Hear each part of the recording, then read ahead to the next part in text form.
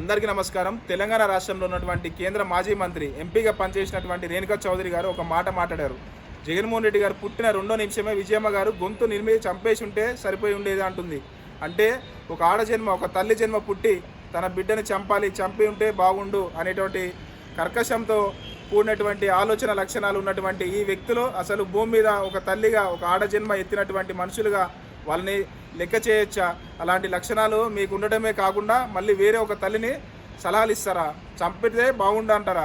ఎందుకు చంపాలమ్మా? జగన్మోహన్ రెడ్డి గారి గురించి ఒక్క విషయం చెప్తా రేణుకా చౌదరి గారు, అది విని జగన్మోహన్ రెడ్డి గారిని చంపాలా వద్దా మీరే చెప్పండి. తెలంగాణకు సంబంధించిన ఆఫీసర్ ఆకునూరు మురళీ గారు, మాజీ ఐఏఎస్ అధికారి, అందరికీ తెలుసు.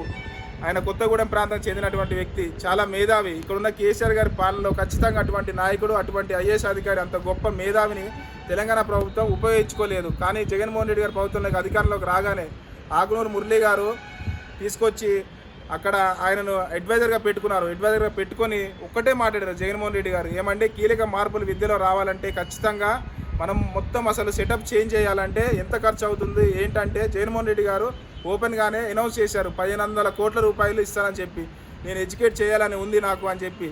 అంటే ఆకునూరు మురళీ గారు నాకు ఒక 2 రోజులు టైం కావాలి సార్ అన్నారు. బడ్జెట్ చెప్పడానికి భయపడ్డాడు ఆకునూరు మురళీ గారు. 1500 కోట్లు ఇస్తా అన్నారు, 16,000 కోట్లు అవుతుంది సార్ అన్నారు. 16,000 కోట్లకి 1500 కోట్లకి ఏంటంటే సార్, ఇప్పుడు గవర్నమెంట్ స్కూల్స్లో బ్లాక్ బోర్డు కాడ నుంచి మొదలు పెడితే, వాష్రూమ్స్ కాడ నుంచి, మినరల్ వాటర్ కాడ నుంచి, ఇన్ఫ్రాస్ట్రక్చర్ కాడ నుంచి, ఎన్విరాన్మెంట్ కాడ నుంచి హైజీనిక్గా ఉండాల్సిన అవసరం ఉంది.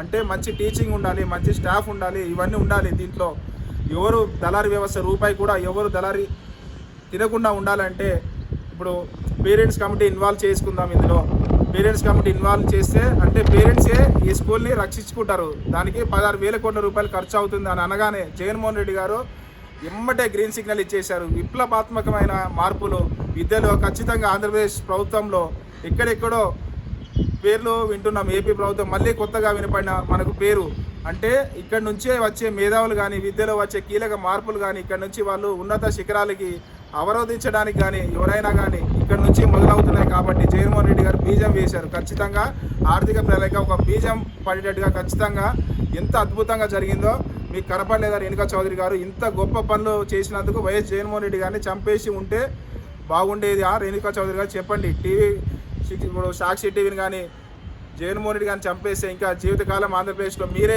మీ కులం వాళ్ళే రాజకీయంలో ఉండాలా? వేరే వాళ్ళు ఇప్పుడు రాజకీయంగా హక్కులు ఉండకూడదా? అంతేనా రేణుకా చౌదరి గారు? ఇంత నీచ లక్షణాలు పెట్టుకొని ఎవరికి కావాలి ఇంత నీచ లక్షణాలు, ఇటువంటి రాజకీయాలు? చూద్దాం, ఆ పైన భగవంతుడు ఉన్నాడు, మనం ఇప్పుడు ఏం చేయలేము. Thank you. ఇట్లా మీ పీ కోటేశ్వరరావు, కందుకూరు నియోజకవర్గం.